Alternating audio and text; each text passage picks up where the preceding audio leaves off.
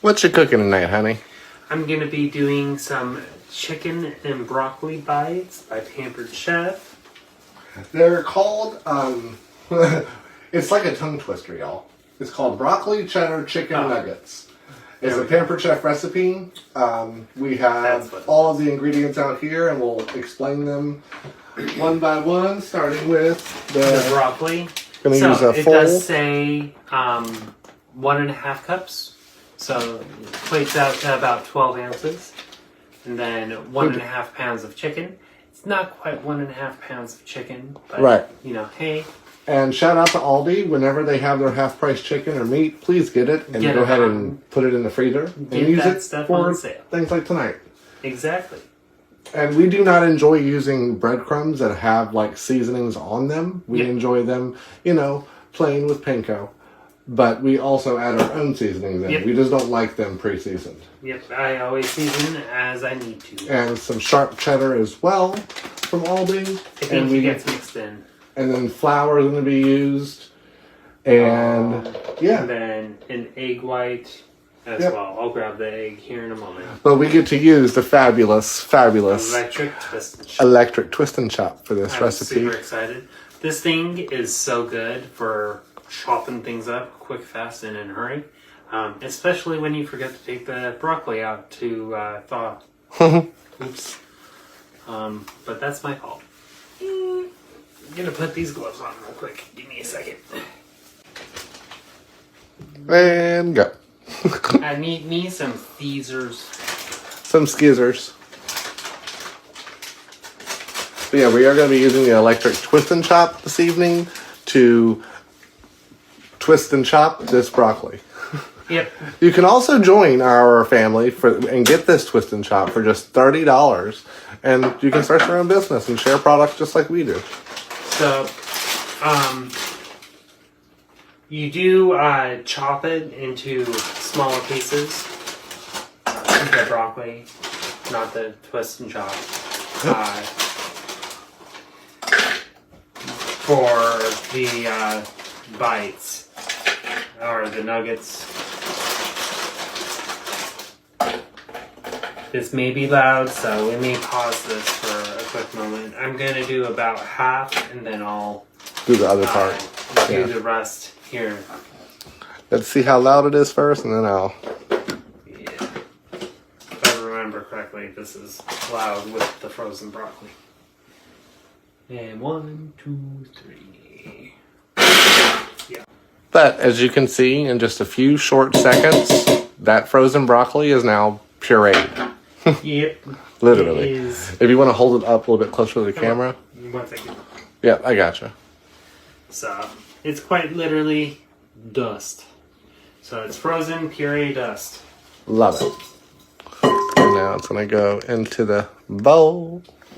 Put it in the bowl real quick. And then the other part. So, I'm going to be making a small alteration to the recipe because the recipe does say to cut the chicken into bite-sized pieces.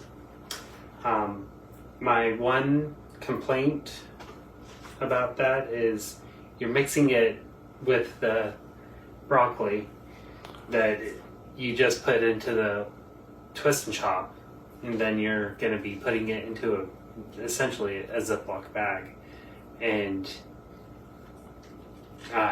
piping it into little chicken nugget pieces,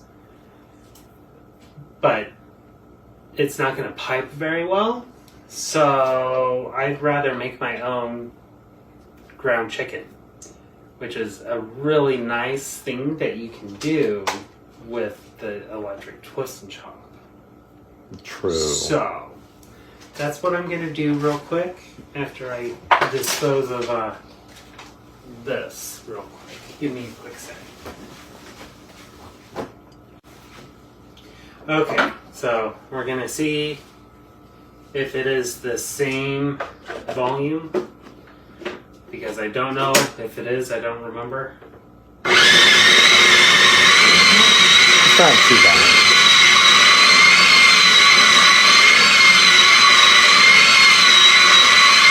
See how quick and easy that was to make your own ground chicken? Just Literally. like that. Just like that. So I did defrost this chicken, which probably made it a lot easier for the twist and chop. And then I'm just gonna Get it in there. let it blorp into the into the bowl. Okay. So we're gonna take 3/4 of a cup of sharp cheddar cheese and add it to the bowl. Put that into the sink. And then I'm gonna mix this up real quick. And then I'll be shaping these just using a large tablespoon, or a large spoon, I should say. I shouldn't call them a tablespoon because they're not really a tablespoon. And then after you mix it all together, And then I'll be using the egg to coat them with the breadcrumbs, which I will season with our own seasonings, since it's supposed to be a garlic and herb, if I remember correctly. Seasoning. okie doke. And then and then we'll get it started on cooking. So I've gotten it all mixed up. Oh, I need a plate for the breadcrumbs and the egg whites and the flour. Okay. So the seasonings that I'm going to be using to for the breadcrumbs are going to be the black truffle and herb, and then garlic parmesan. Because there's cheese in the meat mixture, the chicken and broccoli mixture, Right. so why not add a little bit of cheese into the panko breading itself? And then Chad really loves the black truffle and herb. Yeah, this is my absolute favorite. Like, It's- period. It's like, you know how you put It's Frank's like Red seasoned Hot. Frank's Red Hot. You put that on everything. This Chad puts on everything. No crap. Like, not even joking. Seriously. So, Gonna mix it all together. and I do have a mix of the plain breadcrumbs with the panko. That's just a trick that I learned 84 years ago. I'm not even gonna joke.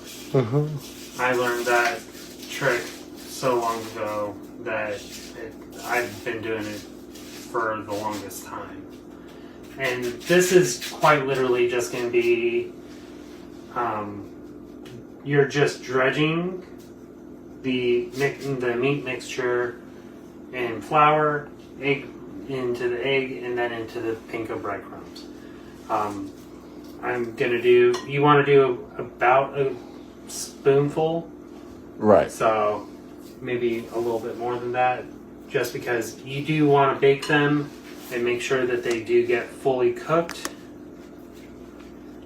And then because you do want them to resemble a chicken nugget, Right. so.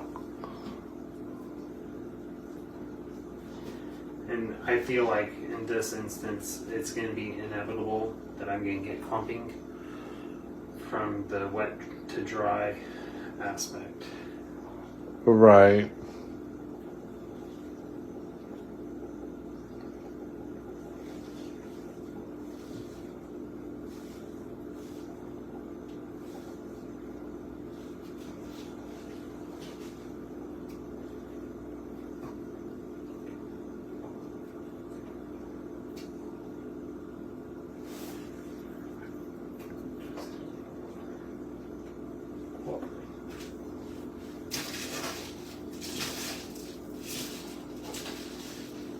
And then you keep doing that until you have no more mixture. Yep. So we'll check back in here in just a little bit. Ta-da! We got 10 nuggets out of that, which is surprising. So we are going to put them into the oven. I need to look to see how long they need to cook for. I think it said 10 to 13 minutes, but please verify. Yes. Or until 165 in the middle.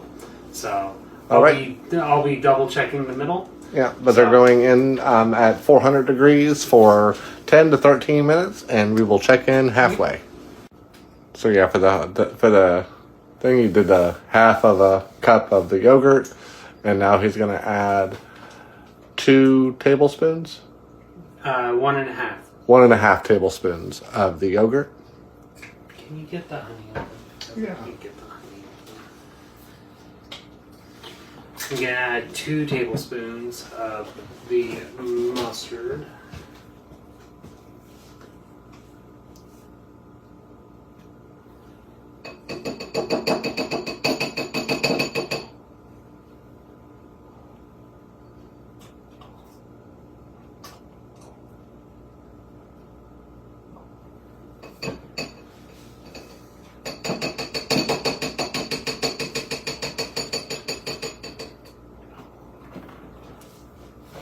That's everything, right?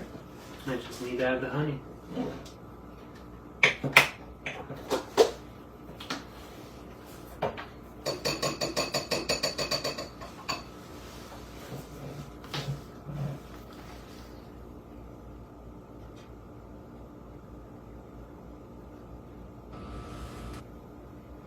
And there we go.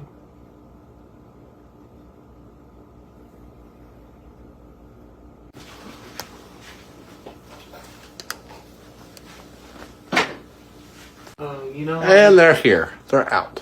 What? You know what we didn't cook What? while we were waiting? Fries. The fries. That's okay. We were too enthralled by this recipe, y'all. I tell you what.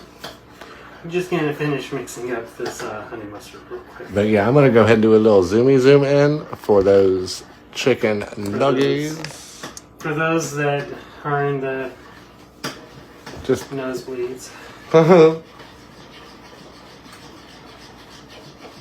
looks so good though. And the husband's finishing up making the sauce, and then once these cool down, we will give it a taste and let you guys know how it is. All right. I do have one cut off to the side, so I'm going to go ahead and grab mine.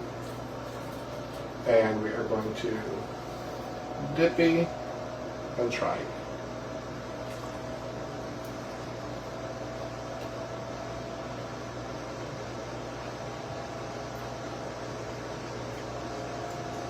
It's pretty damn good. Pretty good. I like that. They're pretty good. Yeah. I like the dip. Same. Alright folks, now we're just going to wait for this air fryer to finish preheating so we can make the fries to go along with these fabulous chicken nuggets, because yes, these nuggets are good.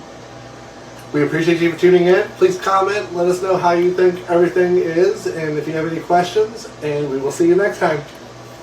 Bye! Love you guys. Bye!